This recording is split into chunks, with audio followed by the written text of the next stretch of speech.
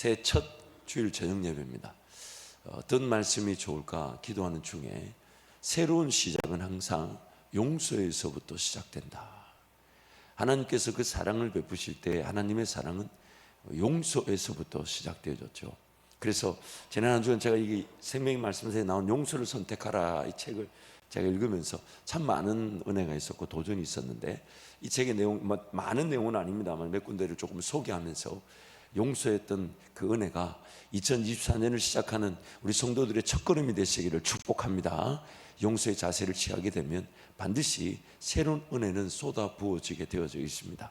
2024년 새로운 은혜가 용서로부터 시작되는 것 기억하시고 하나님과 동행하시길 축복합니다.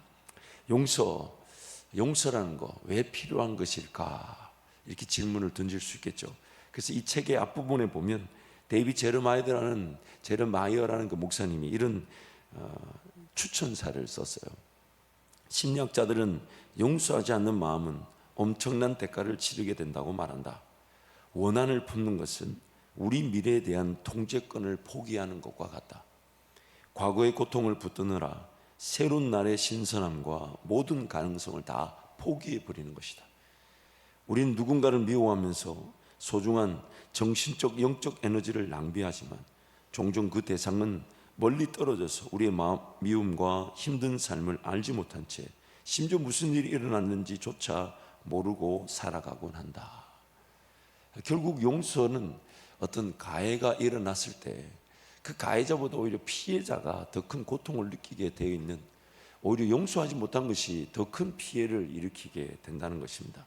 그래서 사도 바울이 본문에서 이렇게 제안하죠. 10절 11절 말씀 함께 선포합니다. 너희가 무슨 일에든지 누구를 용서하면 나도 그리하고, 내가 만일 용서한 일이 있으면 용서한 그것은 너희를 위하여 그리스도 앞에서 한 것이니 이는 우리로 사탄에게 속지 않게 하려 함이라. 우리는 그 계책을 알지 못하는 바가 아니로라. 상처와 아픔이 일어난 일도 안타까운 일이지만 그 상처와 아픔 때문에 용서하지 못하는 것은 사탄의 계책에 완전히 넘어가는 것입니다. 물론 그 용서가 우리 힘으로 안 되죠. 내 힘으로 안 되죠. 그래서 하나님 은혜가 필요한 것인데, 용서를 하지 않는 것은, 그리고 용서를 하지 못하게 하는 것은 사탄의 계책인 것입니다. 그래서 이 책의 낸시 드모스 월 게머스는 용서하지 않는 것은 하나님의 은혜를 질식시키고 사탄의 계략에 말려드는 것이다. 당신에게 어떤 악이 저질러졌든 간에 용서하지 않는 것을 택하는 것은 그 자체로 심각한 죄다. 실제로 용서하지 못하면 원래의 상처와 아픔보다 훨씬 더 심각하고 장기적인 문제가 당신 삶에 발생하는 경우가 많다. 상처를 당한 것보다 용서하지 못한 것이 더 큰 아픔이라는 것입니다. 그래서 오늘 이 말씀을 통해 그 용서에 대한 진정한 하나님의 그 의미를 다시금 되새기고, 용서의 삶, 용서의 은혜, 그리고 용서를 통한 더 큰 은혜를 우리 모든 성도들이 누리시기를 축복합니다.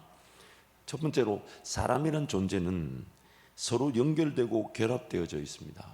그래서 연결되고 결합되어져 있어야만이 그 사람이 온전해지고 또한 그 사람이 성장하게 됩니다.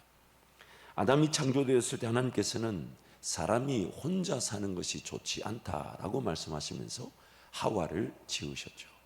그래서 하와를 돕는 배필로 아담에게 연결하심으로 아담과 하와가 함께 온전해질 수 있게 된 것입니다. 아담은 하와가 있어야 온전하고 하와는 아담이 있어야 온전해지는 것이고, 온전하다는 것은 그제서야 함께 성장하게 되는 것입니다. 성장한다는 건 뭡니까? 하나님의 은혜를 맛보게 되는 것이죠. 믿음의 길이 열려지게 되는 것이죠. 지경이 넓혀지게 되는 것이죠. 꿈을 꾸게 되는 것이죠.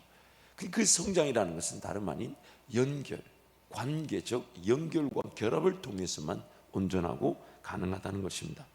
만약 제가 이 땅에 들어오지 않았다면 온전한 지체로서의 가정, 그리고 그러한 가정들이 서로 연결되고 결합되어 함께 하나님 나라를 이루며 살았을 것입니다.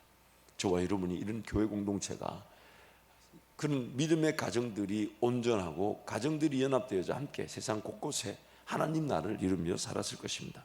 하지만 죄가 이 땅에 들어오게 된 이후로부터 이제 그 온전함이 깨어지게 된 것이죠. 사실 죄가 들어오게 된 것도 온전하지 않아서 깨어진 것이죠. 하와가 아담을 통해 주신 하나님 말씀을 제대로 기억하지 못하고 마귀의 미혹에 넘어가서, 그래서 그 관계가 온전하지 못한 상태에서 하와의 죄가 아담의 죄가 되고, 그리고 죄로 말미암아 그 관계는 더 깨어지게 된 것이죠. 그래서 관계가 깨어지다 보니까 그 상처 때문에 두 사람은 온전해질 수가 없고 온전한 그 연결을 통한 성장을 맛보지를 못하게 되는 것입니다. 그래서 온전한 연합을 위해서 우리는 어떠한 상황에서든 서로를 품어주고 이해하고 인내하는 것이 필요한 것이죠. 또한 죄로 인한 결과로 관계가 깨어지면서 또 서로가 서로에게 상처를 주는 일들이 이제 일어나게 되었습니다. 그래서 히브리서 12장 15절 우리 세 번역인데요, 우리 함께 선포하겠습니다. 하나님의 은혜에서 떨어져 나가는 사람이 아무도 없도록 주의하십시오. 또 쓴뿌리가 돋아나서 괴롭게 하고 그것으로 많은 사람이 더러워지는 일이 없도록 주의하십시오. 쓴뿌리가 나에게서 나게 됐을 때 비단 나와 가까운 사람들만 어려워지는 게 아니라 내가 속한 공동체가 나로 인해서 그 쓴뿌리의 영향을 받게 된다는 것입니다. 그래서 함께 지어지고 연결되고 성장할 기회를 잃어버리게 되는 것이죠. 그래서 용서를 하지 못하게 되면 2차, 3차의 가해가 일어나게 됩니다. 2차, 3차의 가해가 일어나게 됩니다. 용서는 하나님의 은혜를 질식시킨다. 용서를 하지 못하는 것이 하나님의 은혜를 이렇게 목 조르듯이 질식시킨다. 그 하나님을 거절하게 하는 거죠. 내가 누군가에게 아무리 큰 아픔을, 상처를 받았다 해도 하나님은 나를 이미 용서하셨기 때문에 우리는 누구든지 용서해야 될 책임을 지고 있습니다. 내 힘으로 되지 않는다는 이유로 그것을 하지 않는 순간 우리는 나부터 하나님 은혜를 거절해 버리고 있는 것입니다. 가해자는 피해자를 통한 하나님의 용서의 은혜를 누리지 못하게 되고, 피해자는 용서의 하나님을 거절하게 되는 것입니다. 결국 그 피해자도 하나님의 용서를 거절한 셈이 되는 것입니다. 또한 상처를 입은 피해자의 삶은 피폐해지고 상처로 인한 삶이 엄청난 아픔 속에서 몸부림치게 됩니다. 더 나아가서 용서하지 못한 자 혹은 용서받지 못한 자의 다친 마음과 하나님의 은혜를 거절한 앙심, 앙가품으로 그가 속한 공동체까지도 피해를 입게 된다는 것입니다. 쓴뿌리가 나서 서로에게 피해를 입히게 되는 것이죠. 사탄 마귀는 기회만 되면 그 상처, 그리고 그 상처로 인한 용서하지 못한, 그리고 용서받지 못한 부분을 끊임없이 공격합니다. 오늘 저와 여러분이 하나님 은혜를 누리지 못하는 그 가장 대표적인 게 용서하지 못한 거, 용서받지 못한 건데, 용서받지 못한 것보다 더 큰 아픔이 용서하지 못한 거죠. 왜냐하면 마귀는 계속해서 그 부분만 공략합니다. 그 부분만.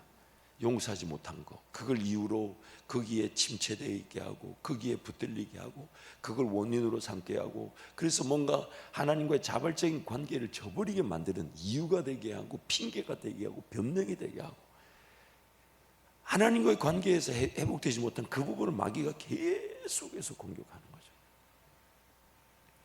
다른 사람은 다 괜찮은데 그 사람만 아니면 됩니다 라고 생각하는 순간 마귀는 그 사람만 나한테 연결되게 합니다.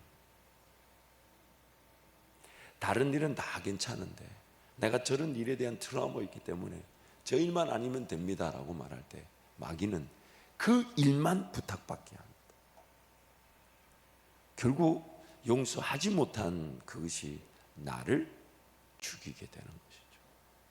이 책에 보면 참 많은 그런 안타까운 사연들이 들었어요. 그 중에 하나가 어떤 한 자매가 그 당시 그 경찰 보안관이라고 그러죠. 보안관의 사무실에서 뜻하지 않은 추행을 당했어요. 그래서 근데 그 추행을 당할 때 그 보안관이 그렇게 위협했다는 거죠. 이 사실이 알려지면 당신 부모들까지 내가 저 감옥에 쳐넣겠다고. 그 순간 그 자매는 그렇게 표현했대요. 그 말을 듣는 순간 자기가 그 상처를 준 그 보안관을 자신의 마음 안에 있는 감옥에다가 쳐넣었다고 생각했는데 30년이 지나고 그 보안관은 세상을 떠났음에도 여전히 그 마음의 감옥에는 보안관이 아니라 30년 전 보안관을 넣었다 생각했던 그 감옥에 자기가 갇혀 있었다. 자기가 갇혀 있었다. 너무너무 가슴이 아픈 일이죠. 마귀는 그런 부분을 계속해서 공격하고, 불편한 그 사람, 불편한 그 일, 그 사람만 아니면 되는데 꼭 그 사람만 연결이 돼서, 그 일만 아니면 되는데 꼭 그 일만 자꾸 하자고 마귀는 계속 그 일을 만들어내죠. 왜요? 그것이 하나님 은혜를 누리지 못하는 것을 더 잘 알기 때문에. 하나님 그분과의 관계가 온전해지지 못해서 내가 쓴뿌리로 고통을 당하고 나로 말미암아 우리 공동체와 함께 어려움을 당한다는 것을 마귀가 잘 알고 있기 때문입니다. 공동체 안에서의 모든 지체들 간의 연결과 결합이 온전해지게 되어야만이 우리는 서로 영양분을 공급받아 함께 성장할 수 있습니다. 부부뿐만 아닙니다. 교회 안에도 마찬가지입니다. 서로가 연결되고 결합되어져 영양분이 잘, 세포가 영양분을 주고받듯이 그렇게 영양분을 주고받아야만이 우리는 함께 성장할 수 있는데, 용서받지 못한 것과 용서하지 못한 것이 자리 잡고 있다 보니 그 연결과 결합이 끊어지게 되는 것이죠. 그래서 무엇보다도 이 용서하지 않는다는 것은요, 더 사랑하지 않는다는 것입니다. 더 적절하게 거리를 이렇게 유지하잖아요. 상처로, 그리고 상처에 대한 비용서는 사람의 마음을 마비시켜 버립니다. 또 다른 상처에 대한 공포로 마음에 담을 쌓고 무관심하거나 모른 척하게 합니다. 누군가에게 적극적으로 다가가려고 하지 않습니다. 왜냐하면 상처를 입을지 모르기 때문입니다. 그러다 보니 상처에 대한 트라우마가 온전한 연결과 그 결합을, 그 공동체를 지향하지 못하게 하는 것이죠. 그래서 이 책에 보면 내용이 좀 길지만 이런 내용이 있어요. 여러분의 마음속에, 화면에 한번 띄워주시면요, 여러분의 마음속에 과거든 현재든 절대로 용서하지 못하는 사람들이 있고, 그래서 여러분 마음에 쓴뿌리가 있다는 것을 정직하게 인정하는 사람이 있나요? 라는 질문에 교회 사역자든 성도들 수많은 사람들의 80에서 95%가 손을 듭니다. 공중에 들려진 그들의 손 뒤에 어떤 사연이 있든지 간에 나는 하나님의 백성도 용서하지 못하는 마음이 있다는 것을 확인했다. 즉 용서하지 않는 마음은 신자들에게 예의가 아니라 일반적이었다. 그들은 용서하지 않는 마음을 품고 그럭저럭 사는 법을 배웠을지도 모른다. 그들은 아마도 잘 대응하고 있을지도 모른다. 용서하지 못한 마음을 웃음으로 가리거나 바쁜 삶으로 묻어버릴지도 모른다. 하지만 하나님과 자기 자신에게 솔직해지면 그들은 자신이 자유를 누리지 못하고 있다는 것을 안다. 용서받지 못한 것과 하지 못한 그 관계, 그리고 더 나아가서 나와 누군가의 관계 속에서 상처가 일어날 수 있으니까, 그러니까 그 상처를 피하려고 가까이 가지 않는 것도 용서의 3차 가해일 것입니다. 그래서 우리 간의 그 관계 설정이 더 사랑하려고 하지 않는 거죠. 그래서 서로 간에 뭔가 좀 말을 하거나 뭔가 사랑을 표현할 때 아니야, 저 사람이 이걸 거절하면 어떡하지? 싫다면 어떡하지? 안 된다고 어떡하지? 뭐에 대한 트라우마입니까? 상처에 대한 트라우마죠. 거절에 대한 트라우마죠. 그러다 보니까 직접적인 어떤 가해가 일어나서 피해자와 가해자 간에 용서하고 받지 못하는 이런 직접적인 용서의 은혜도 분명히 필요하지만, 그런 상처가 일어난다는 것을 알고 상처를 피하려고 하는 순간 더 사랑하지 못하게 되는 것이죠. 용서의 3차 가해가 일어나는 거예요. 여러분, 우리 간에 함께 삶을 살아가면서 상처가 없을 수 있을까요? 없을까요?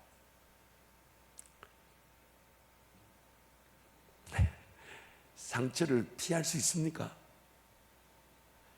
여러분, 가까운 부부지간에도 상처가, 이렇게 말하기가 좀 조심스럽지만 상처가 안 일어날 수 있습니까?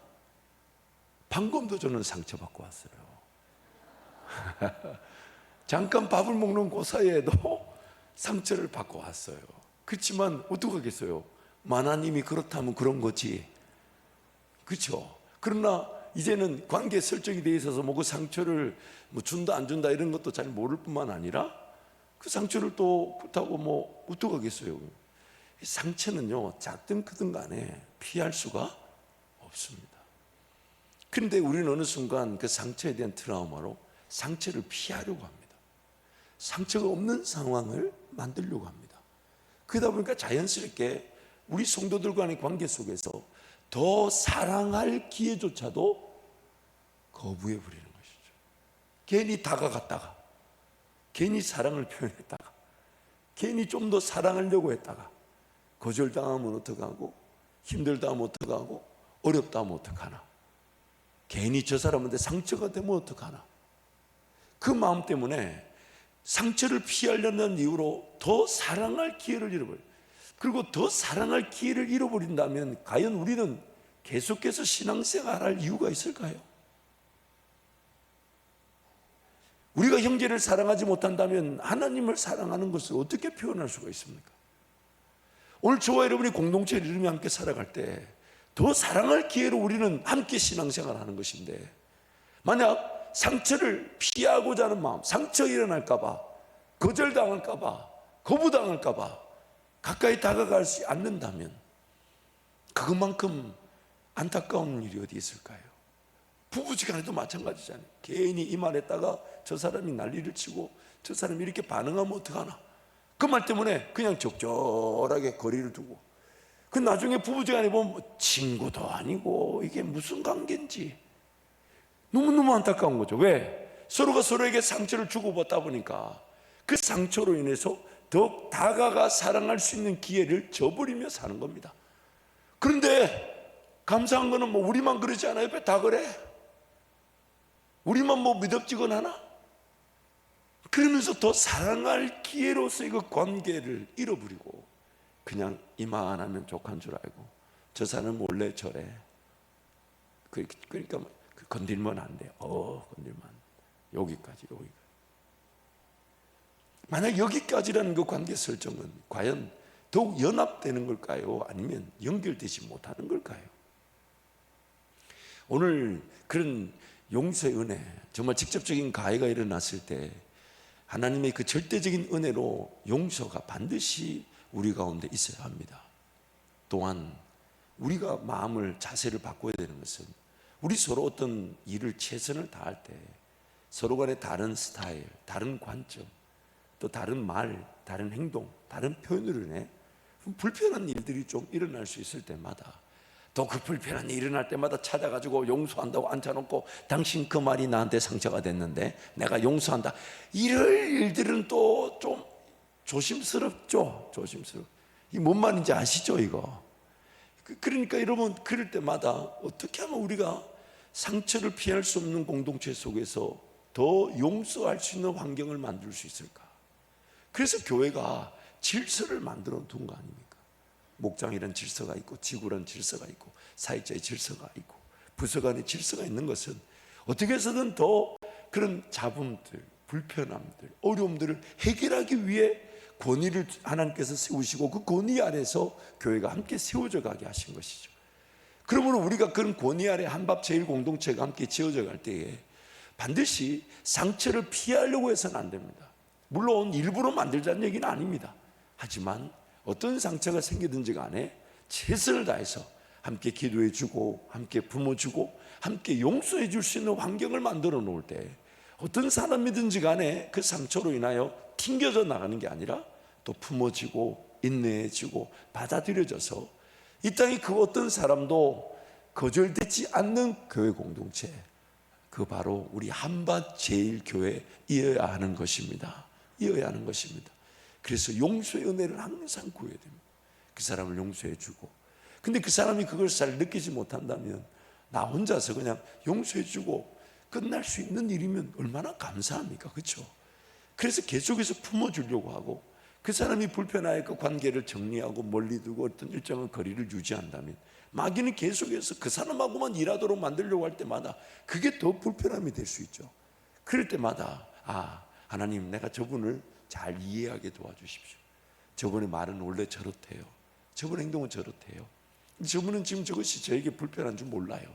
그러니 제 마음에 저분을 품을 수 있고 저분을 이해할 수 있고 받아줄 수 있는 용서의 환경이 갖춰질 수 있도록 하나님 은혜를 베풀어 주십시오. 이것이 오늘 우리가 하나님께 간구해야 될 기도 제목이 되는 것입니다. 그래서 항상 용서를 선택하십시오. 항상 용서를 선택하십시오. 항상 상처를 피하는 것보다는 용서를 선택하십시오. 좀 받아주고 좀 죄송하다 하고 또 죄송함을 받아주고 같이 그 다음부터는 또 이러지 마세요. 아유, 그런 말 할 필요 없어. 다음에 또 그 사람은 또 그래 합니다. 그래요. 그 사람도 다음에 또 그러고 싶을까요? 안 그러고 싶을까요? 사모님, 제가 다음에 꼭 그렇게 하려고 했던 게 아니에요. 그러나 이것을 좀 받아주고 이해해주고 그걸 인정해줄 때 거기서 사랑이 깊어져 가는 것이죠. 그래서 이 책에 보면 이런 내용이 있어요. 내용을 소개해주면, 우리가 하나님의 자녀로서 주님의 은혜가 모든 상황에 충분하고 내주하시는 주님의 성령의 힘으로써 우리에게 죄 지은 사람들에게 은혜와 용서로 응답할 능력이 있다는 것을 깨달을 때 바로 그 시점부터 우리는 희생자가 아니다. 우리는 우리에게 무슨 일이 저질러졌든 간에 자유롭게 일어설 수 있고 그 일을 통해 성장할 수 있으며 상처를 주는 다른 사람들과의 삶과 심지어 가해자들과의 삶에도 은혜와 화해와 구원의 도구가 될 수 있다. 희생자로 살아나는 것이 아니라 은혜와 화해의 도구로 살아가는 것이죠. 또 이 책에 정말 핵심 중 핵심 이런 글이 있어요. 우리 삶의 결과는 우리에게 발생한 일에 의해 결정되는 것이 아니라 우리가 어떻게 반응하느냐에 의해 결정된다. 내가 당한 일 정말 아플 수 있습니다. 정말 어려울 수 있지만 그러나 당한 일로 내버려 두면 우리는 평생 피해자가 되지만 그 당한 일 앞에 내가 어떻게 반응할 것인가? 무엇을 선택할 것인가? 제가 언젠가 이렇게 예전에 이제 결혼 전에 어떤 자매와 대화를 나누면서 이제 차를 이렇게 태워주는데 그 자매가 막 씩씩거리는 거예요. 아니 어떻게 그 사람이 그렇게 함부로 할 수 있고 그렇게 막 나한테 그렇게 할 수 있지? 막 씩씩거리길래 너무 막 씩씩거리길래 제가 들어주다가 그러면서 너무 분에 차하는 거예요. 그래서 제가 너무 분에 차하지 말고 할 수 있는 걸 하라고 그랬더니 내가 지금 이 상황에서 뭘 할 수 있냐고 너무 분에 차다고. 그래서 제가 그렇게 얘기했어요. 용서하라고. 근데 그 말이 그 자매에게 굉장히 마음에 와닿았던 모양이에요. 그래서 결혼했습니다.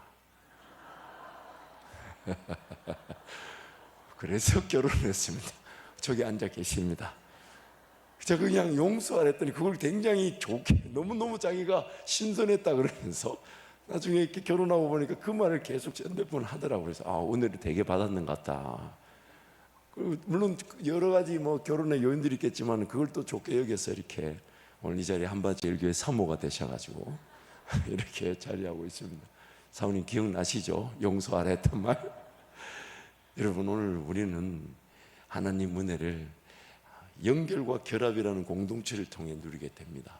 왜냐하면 자기 혼자 살아가는 사람이 없기 때문이죠. 그래서 누구든지 간에 우리는 어떤 관계를 더 깊어지게 할 수 있는 기회로 살아가는 겁니다. 더 사랑할 기회.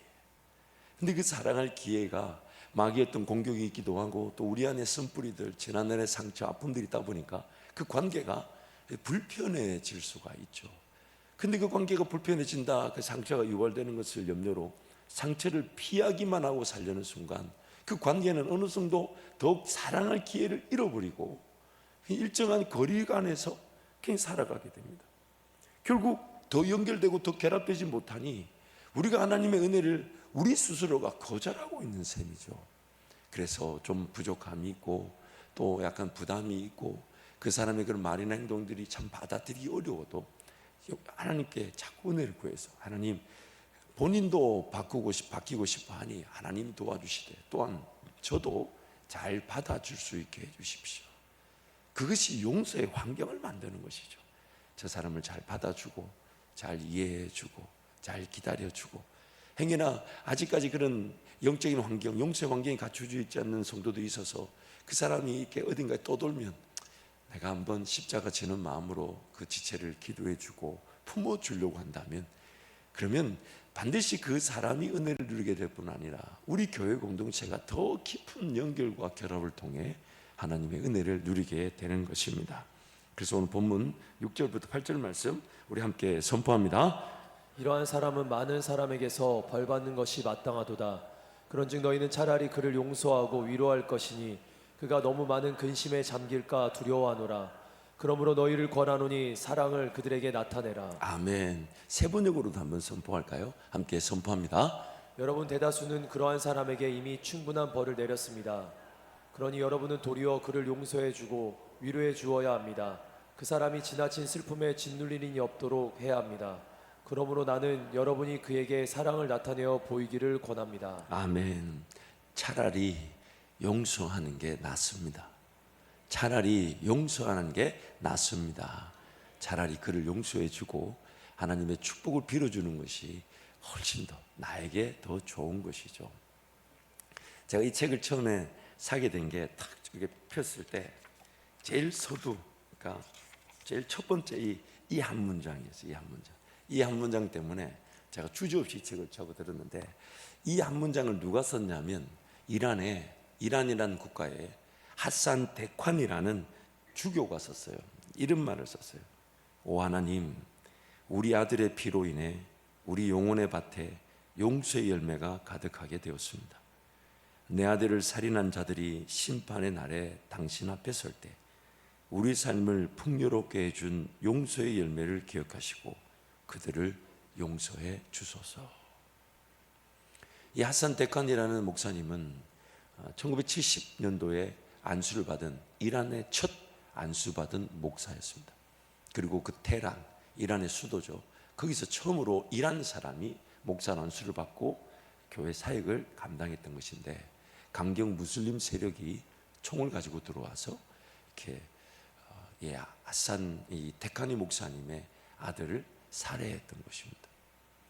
그 살해로 인해 엄청난 핍박이 일어났지만 하나님은 이 하산 데콴이 목사님을 통해서 엄청난 교회 부흥과 수많은 무슬림 자녀들이 주교로 돌아오는 일에 쓰임받게 하셨어요.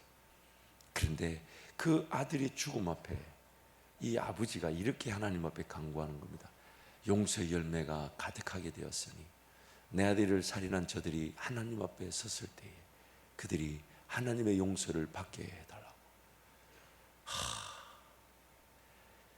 물론 이분이 대단한 것이도 있지만 오늘 우리가 누릴 용서의 은혜를 하나님 이런 능력으로 함께하고 계신다는 거예요.